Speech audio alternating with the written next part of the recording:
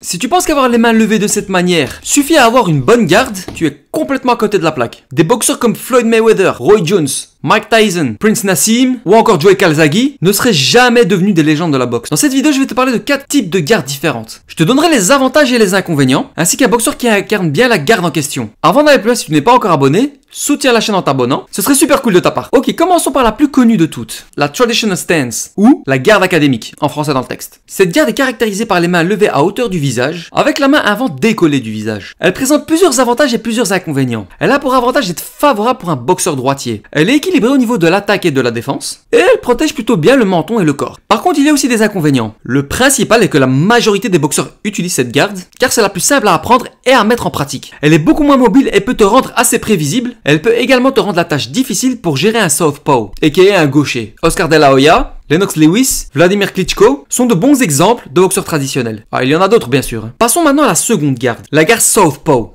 ou la garde gaucher. C'est la garde parfaitement opposée à la Traditional Stance, qu'on vient juste de voir. Je la considère comme une garde à part entière, car elle permet d'effectuer des actions différentes de la Traditional Stance. Pour donner un simple exemple, un boxeur droitier qui veut frapper au foie frappera avec la main gauche, c'est-à-dire son bras avant. Dans le cas d'un gaucher, il frappera avec sa main arrière, toujours avec la main gauche. Si ce boxeur gaucher est un gaucher naturel, son gauche sera son bras de force, c'est-à-dire que les dégâts seront plus importants si un boxeur gaucher te touche au foie que si un boxeur droitier te touche au foie. Sauf exception bien sûr. Un autre avantage de prendre la garde southpaw est simplement qu'il n'y a pas tellement de boxeurs southpaw. Ça peut pas mal perturber un boxeur droitier qui a l'habitude de boxer des boxeurs droitiers. Il y a bien sûr des inconvénients à boxer en southpaw, comme justement la rareté de trouver des sparring partners southpaw, ce qui peut rendre difficile à un southpaw d'en combattre un autre, encore plus difficile de trouver un bon boxeur southpaw quand à un haut niveau. Bien évidemment, dans ta catégorie de poids. Il y a aussi les risques de collision avec les droitiers, comme le fait de se marcher sur les pieds ou de se tordre la cheville. Parmi les boxeurs southpaw les plus légendaires, on peut retrouver Manny Pacquiao, Pernell Whitaker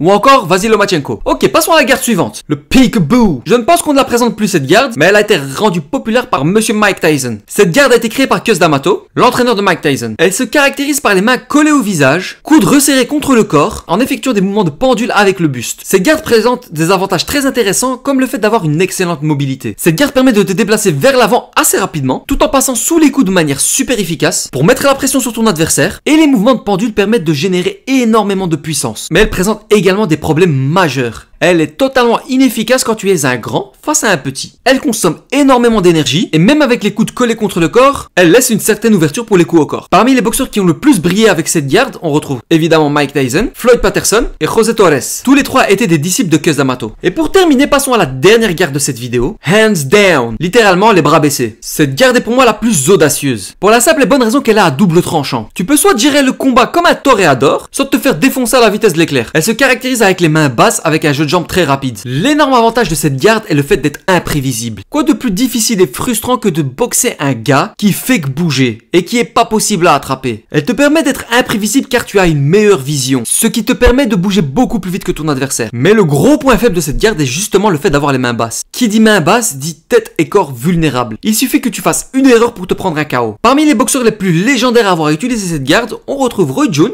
Joe Calzaghe et bien évidemment Mohamed Ali, pour ne citer que. Tu l'auras compris, simplement lever les mains ne suffit pas à te défendre correctement, et encore moins à gagner un combat. Tu limiteras le nombre de coups que tu prendras, mais tu perdras ta vision, malgré tout. Donc tu pourras prendre plus de coups. La boxe est beaucoup plus large que ça. D'ailleurs, si ça t'intéresse, je t'ai préparé un mini guide sur les 7 gardes les plus connues, avec la meilleure manière de te défendre contre chacune d'entre elles. Tu peux le récupérer gratuitement en rentrant simplement ton mail, en cliquant simplement sur le lien qui correspond sous cette vidéo. Sur ce, cher Warrior, si tu as aimé cette vidéo, lâche-moi un pouce comme ça.